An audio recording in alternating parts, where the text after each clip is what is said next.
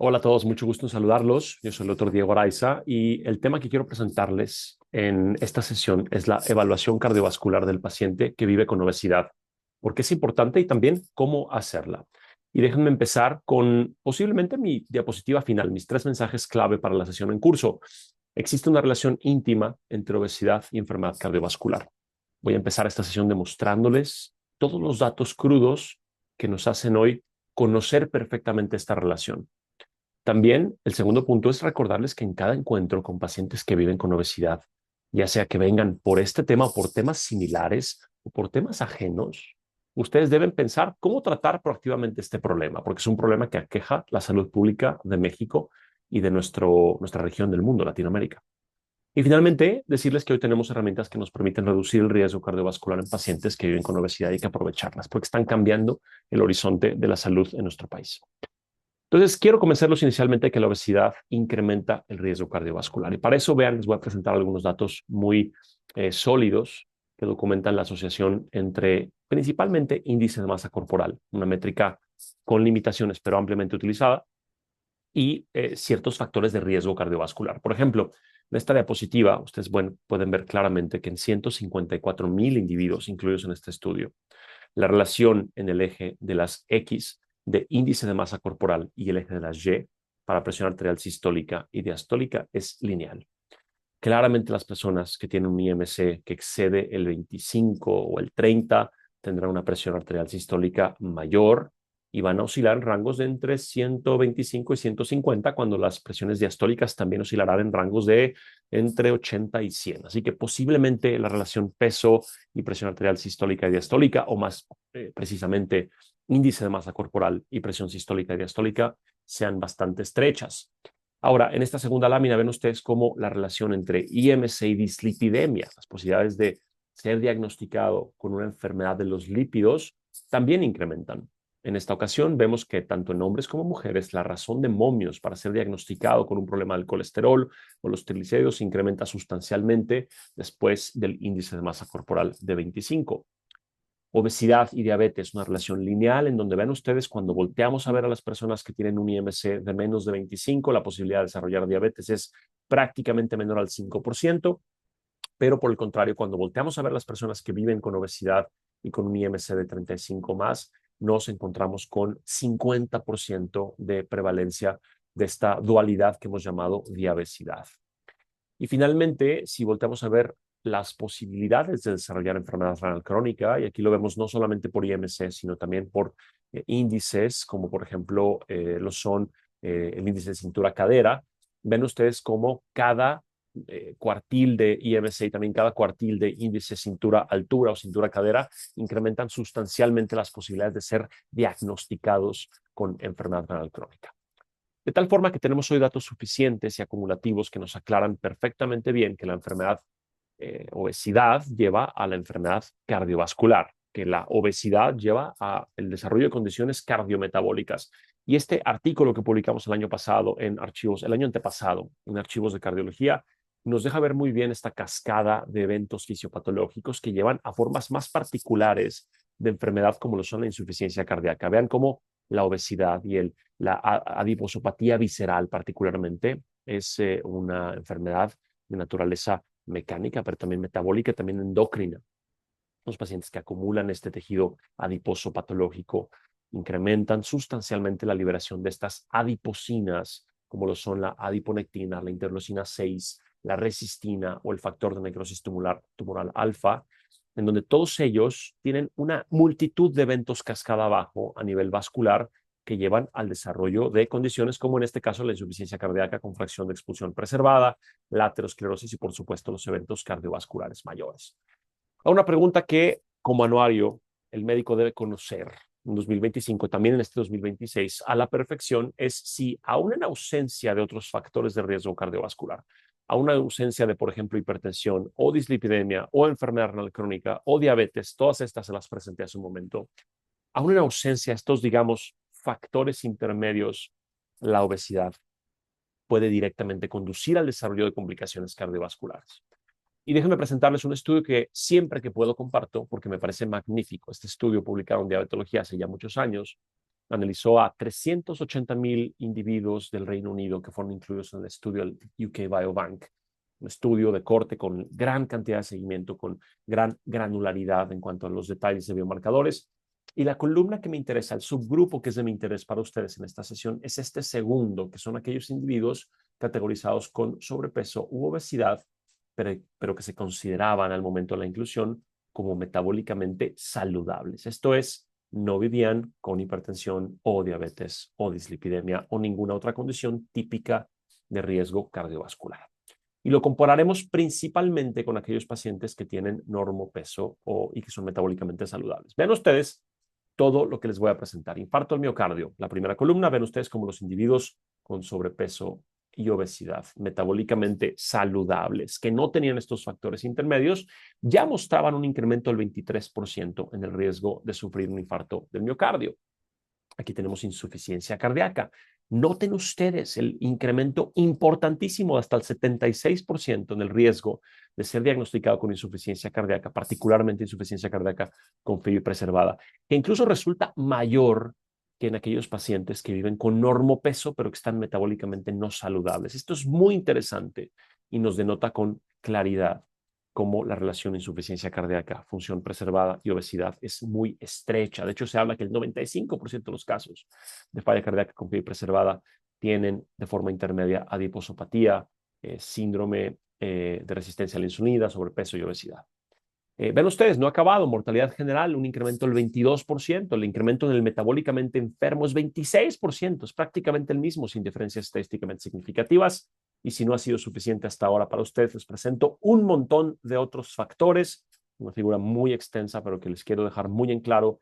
En todos ellos vemos consistencia de que el sobrepeso y la obesidad, metabólicamente saludables, esto no existe, metabólicamente no hay otros factores, pero los pacientes que viven con sobrepeso y obesidad aquí tienen un riesgo incrementado de un montón de cosas malas: enfermedad incidental aterosclerótica, infarto al miocardio, evento vascular cerebral, falla cardíaca, enfermedades respiratorias y todas las formas fatales de las antes mencionadas.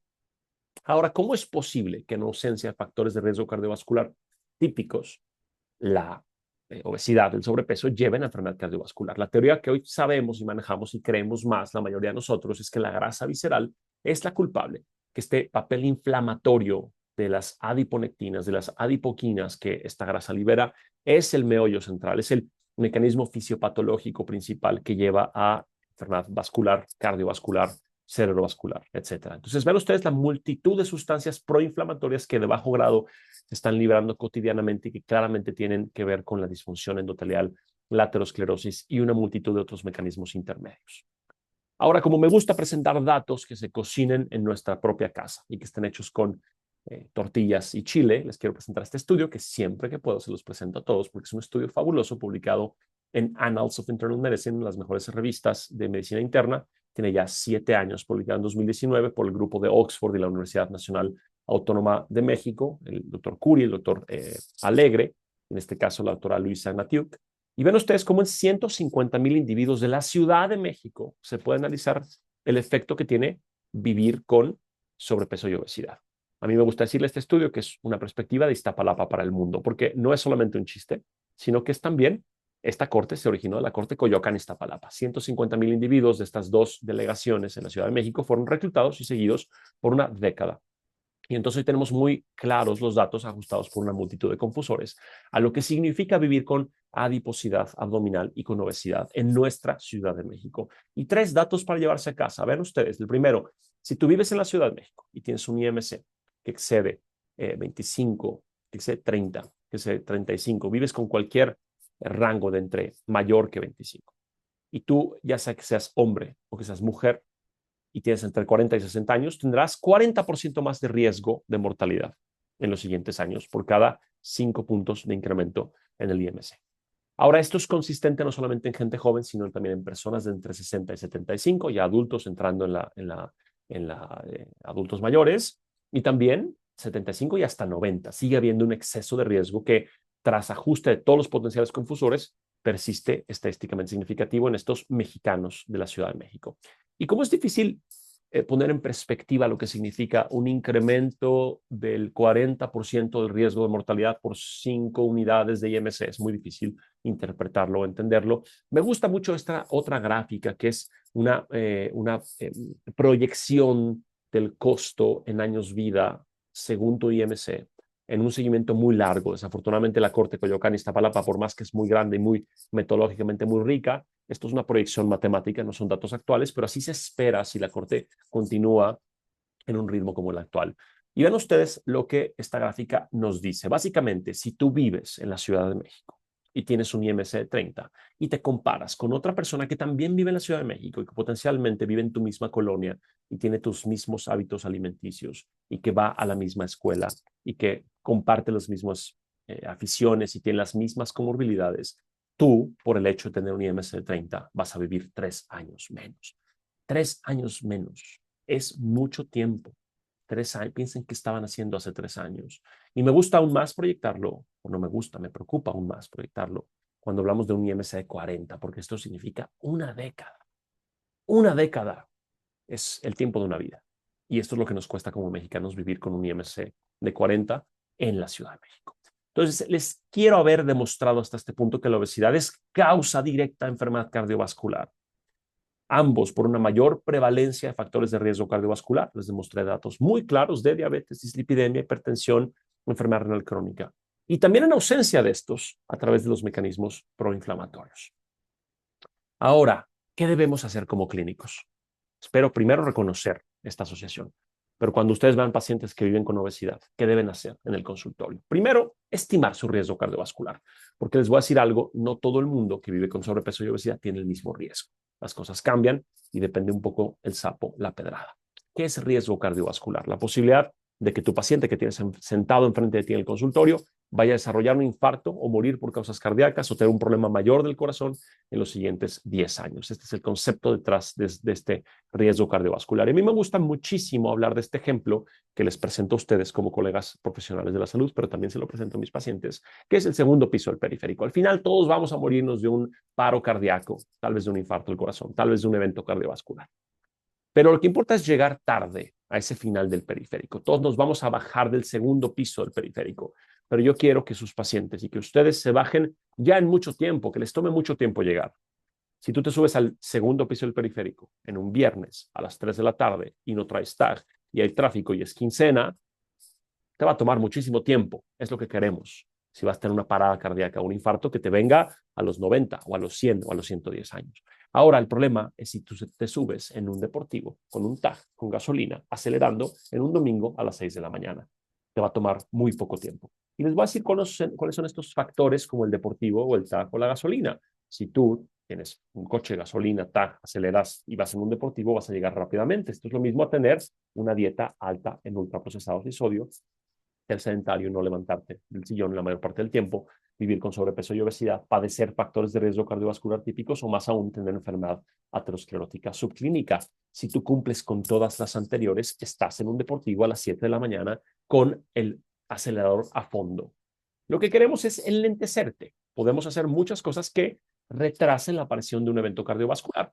Y a mí me gusta mucho este constructo que se ha elaborado gracias al American Heart Association, que es el síndrome cardiorreno-metabólico, que pone en perspectiva el continuo de una vida y que nos dice que las personas que no cumplen con este, a mí me gusta llamarle elixir de la vida eterna, estos 8 puntos que son la American Heart Association Lifestyle Aid, estas personas que no cumplen con esto y que no duermen bien, que comen ultraprocesados, que no hacen actividad física o que no cumplen con estos 8 puntos, muy posiblemente migren al estadiaje 1, que es la adiposopatía visceral, el sobrepeso, la obesidad y la resistencia a la insulina.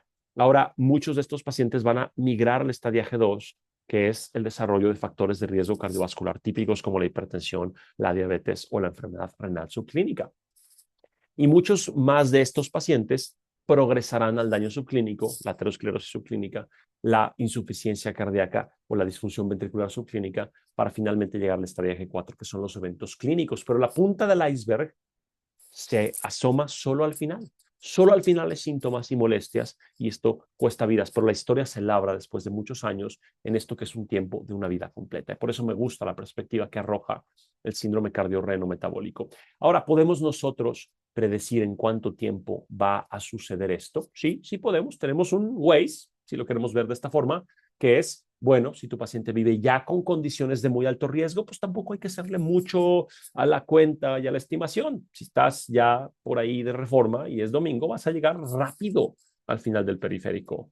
Tal vez no te tome tanto tiempo, y esto es vivir con enfermedad aterosclerótica, enfermedad renal por diabetes o retinopatía diabética o algunas de estas condiciones de alto riesgo. Esto define a los pacientes y no hace falta más calculadoras. Otra muy buena es más o menos tantearle. Bueno, yo me hago 1 hora los lunes en la tarde. No sacas calculadora, no tienes cálculos, pero tú ya sabes que si vas adicionando factores de riesgo cardiovascular típicos, hipertensión, más diabetes, más obesidad, más tabaco, pues cada uno de ellos te va echando más velocidad, vas a hacer más o menos tiempo para alcanzar el evento cardiovascular o el final del periférico. Y la última, pues, es utilizar un Waze o un Google Maps, que es, tenemos estas calculadoras que tienen ciertos variables ponderadas según la cuantía de esta variable y que utilizan una fórmula matemática muy compleja que nadie se sabe para estimar en cuánto tiempo podría aparecer o más bien cuál es el riesgo de que un evento aparezca en los siguientes años. Y que incluyen, por ejemplo, ASCVD, GloboRisk con población mexicana, Prevent,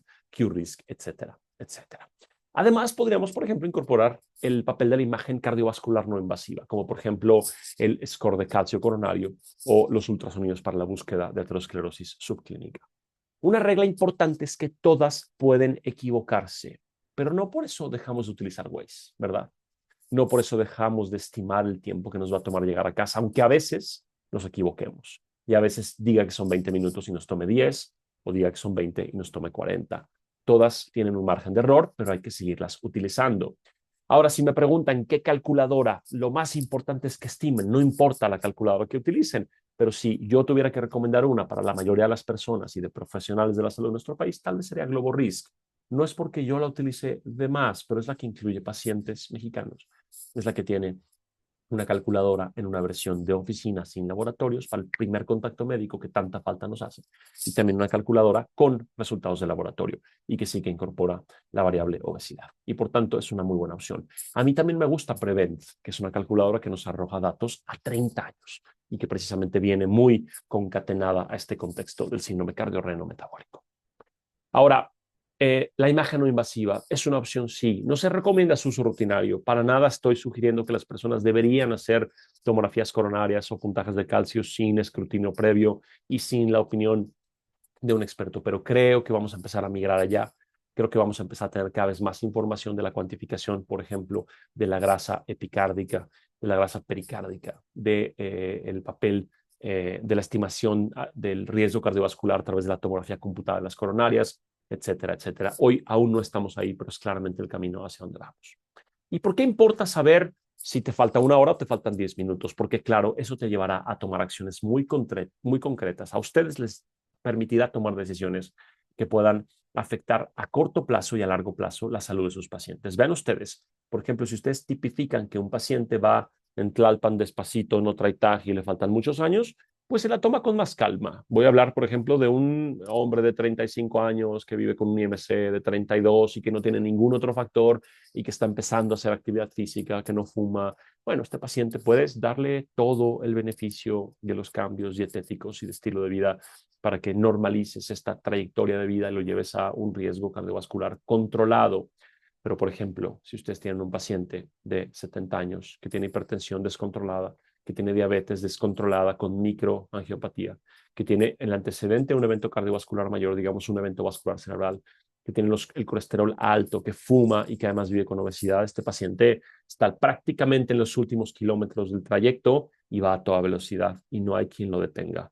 En este grupo de pacientes es en donde queremos aprovecharlo todo, las mallas que utilizan los policías para frenarlo, ponerle un paracaídas al coche, hay que hacer todo lo posible, aspirina, antiplaquetarios, terapias experimentales, todo lo que podamos y que por supuesto la base de esto incluye terapias de combinación antihipertensivas, fármacos para la diabetes que hayan reducido eventos cardiovasculares, como hoy tenemos los ISGLTs, los ISGLT2, perdóname, y los GLPs, terapias de combinación para los lípidos, dobles o triples terapias, todos los esfuerzos para que dejen de fumar y utilizar fármacos para reducir de peso o cirugía bariátrica.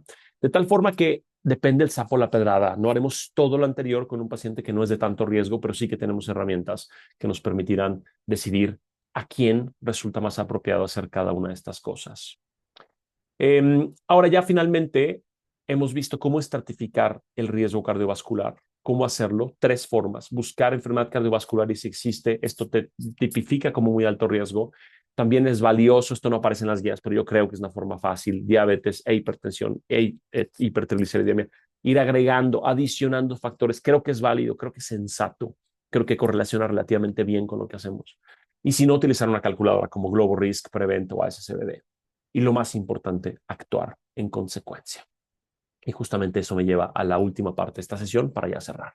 ¿Cómo nos ponemos manos a la obra? ¿Qué hacemos para actuar en consecuencia? Y es que hoy estamos en la era dorada del riesgo cardiovascular. Vean ustedes, esto se ha ido desarrollando en los últimos años. Hoy es muy interesante, es muy llamativo y novedoso estar en esta área de la medicina interna, que es la prevención de riesgo cardiometabólico y renal, porque hoy tenemos no solo cambios en el estilo de vida, sino tenemos fármacos que reducen el peso, la adiposidad visceral y que con esto reducimos los eventos cardiorrenales y de falla cardíaca. Tenemos terapias novedosas para la presión arterial, tenemos triples o incluso cuádruples terapias para los lípidos, tenemos una diversidad de agentes antitrombínicos y antiplaquetarios e incluso terapias individualizadas que pueden cambiar la fisiopatología particular de una enfermedad en preciso. Ahora me voy a centrar en lo que hoy nos tiene aquí, que es sobrepeso, obesidad y enfermedad cardiovascular. Y les quiero mostrar un estudio que lo cambió todo. Yo recuerdo muy bien aquella vez que estaban presentando estos resultados en el American Heart Association, en donde por primera vez se demostró que utilizar un fármaco para bajar de peso, hoy sabemos que hace mucho más, pero en ese entonces un fármaco para la obesidad podría reducir el riesgo cardiovascular en pacientes que estaban en alto riesgo y que no tenían diabetes. Y eso fue lo increíble del estudio SELECT, que claramente es una piedra angular en todo lo que estamos hablando. Ven ustedes qué hizo SELECT: 17,000 pacientes con sobrepeso y obesidad y enfermedad cardiovascular establecida, excluyó a pacientes con diabetes y los aleatorizó a recibir semaglutide 2.4 semanal versus placebo. El objetivo de SELECT fue eventos cardiovasculares mayores, el compuesto de triple MACE, infarto del miocardio no fatal, EBC no fatal o muerte por causas cardiovasculares. ¿Y qué documentó? Sin entrar en detalles particulares o en demasiada historia, ya sabemos que SELECT nos dijo el utilizar semaglutide en este grupo de pacientes se asocia a una reducción de 20% del riesgo relativo, que es estadísticamente significativa y que fue relativamente consistente para los tres objetivos dentro del compuesto primario. Ahora les digo que hoy sabemos mucho más de esto porque ya sabemos que no es solamente el peso. De hecho, esto es un estudio de lo más interesante presentado el año pasado en el Congreso Europeo de Obesidad en Málaga. Y ven ustedes cómo con el uso de semaglutide y respectivamente de la cantidad y porcentaje de peso perdido y del tiempo, ya se observaba una reducción estadísticamente significativa desde el primer mes, antes de que el peso se hubiera perdido, en el riesgo de eventos cardiovasculares mayores. Ven ustedes cómo los intervalos de confianza claramente exceden la neutralidad y se mantienen estadísticamente significativos durante el resto de los meses a partir del primer mes. Y aquí les voy a mostrar la pérdida de peso. Ven ustedes cómo los pacientes apenas habían perdido algunos gramos y ya tenían prácticamente 50% de menos riesgo instantáneo en el compuesto de eventos primarios. Así que no es solamente el peso, hay un efecto que es consistente, que ha sido positivo en una multitud de estudios que en pacientes con obesidad, con diabetes, sin diabetes y con comorbilidades cardiovasculares o renales ha dado resultados muy atractivos y muy alentadores para cambiar este síndrome cardiorrenometabólico. Y esto es solo el principio. Les presento 3 estudios en curso que nos darán resultados en los siguientes meses y años y que incluyen SURMOUNT-MMO, un estudio de desenlaces cardiovasculares en pacientes que viven con obesidad, con y sin diabetes, para tirzepatide.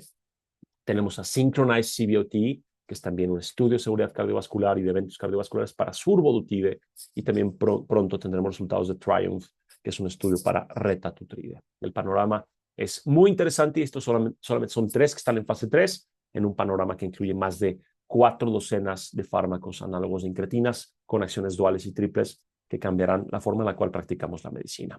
Y ahora no solo hablamos de enfermedad aterosclerótica, estoy en la recta final, también hablamos de falla cardíaca. Estamos cada vez más interesados en esta asociación. 90% de pacientes con insuficiencia cardíaca y febril preservada tienen alguna forma de adiposopatía, dígase adiposidad visceral o sobrepeso u obesidad. y vean cómo los datos con semaglutida inyectable en este programa que fue el programa STEP empiezan a dar mucho de qué hablar. Ya tenemos metaanálisis publicados que nos dicen que estos pacientes mejoran su riesgo de eventos de empeoramiento, mejoran su calidad de vida, su caminata a 6 minutos y posiblemente también mejoren los deslances cardiovasculares a largo plazo. Y no todo es semaglutide o tirzepatide o los GLPs. Hay datos interesantes, muy bien hechos y a muy gran escala y con mayor seguimiento del efecto de la cirugía bariátrica. Ven ustedes en estos estudios que si bien no son de asignación aleatoria, no son ensayos clínicos, son estudios observacionales con todas las limitaciones que esto puede arrojar metodológicamente.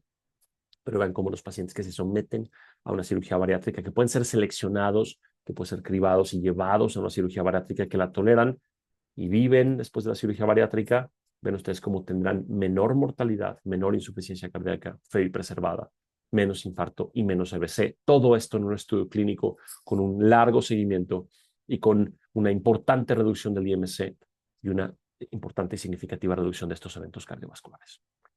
Entonces, les he presentado todo lo que quería dejarles en esta sesión, en este repaso de obesidad y riesgo cardiovascular, y con eso cierro diciéndoles 3 ideas que ya les presenté como la primera diapositiva. Uno, existe una relación íntima entre obesidad y enfermedad cardiovascular, no solo a través de factores intermedios, sino también directamente a través de la inflamación. En cada encuentro ustedes con pacientes tienen que pensar en esta relación y cómo tratarla, y hoy tenemos herramientas muy interesantes que están cambiando el riesgo cardiovascular en pacientes que viven con obesidad y una multitud de comorbilidades. Yo les agradezco muchísimo. Síganos en mis redes sociales, síganos también en Doctor Actualizado, es la Academia de Educación justamente en Síndrome Cardiorrenal Metabólico. Y gracias por ser parte de esta iniciativa. Nos vemos muy pronto.